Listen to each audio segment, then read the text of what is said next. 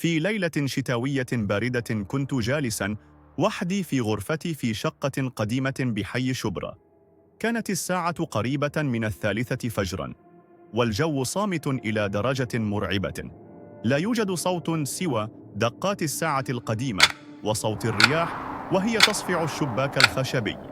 كنت أتقلب على السرير غير قادر على النوم، وشعور غريب يخبرني أن هناك شيئاً غير طبيعي.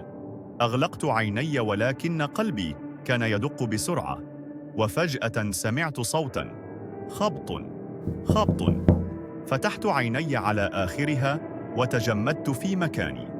كان الصوت واضحاً، كأنه قبضة يد تطرق على الزجاج.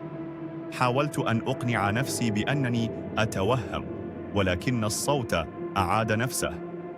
كان هناك شخص فعلاً يقف خارج شباكي. بدأت أفكر: إذا كان لصاً لكسر الزجاج ودخل، وإذا كان طفلاً فلن يقف يطرق في نصف الليل، وإذا كان جاراً فلماذا يطرق هنا؟ لم يكن هناك منطق. خبط، خبط، بعده صمت ثقيل أشد رعباً من الصوت. كنت أسمع أنفاسي ودقات قلبي، وجسدي أصابه شلل. عيناي فقط هما ما يتحركان. وفجأة جاء همس خشن من ناحية الشباك يقول: افتح، أنا منتظرك. ما الذي يمكن أن يجعل أحداً يقف تحت شباك الدور الثالث في هذا الوقت؟ خبط، خبط. اهتز الزجاج. دماغي بدأت تهيئ لي أشياء. تذكرت حكايات جدتي عن الشقة المسكونة. كانت تقول إن جريمة قتل وقعت هنا منذ سنين، ومنذ ذلك الحين لا يستمر أحد في السكن بها طويلاً. ضحكت يومها، ولكن الآن الإحساس حقيقي. شعور رعب جرى في دمي. حاولت أن أصرخ ولكن صوتي اختفى. قلت في نفسي: أنا في الداخل وهو في الخارج، ما دام الزجاج سليماً فأنا آمن.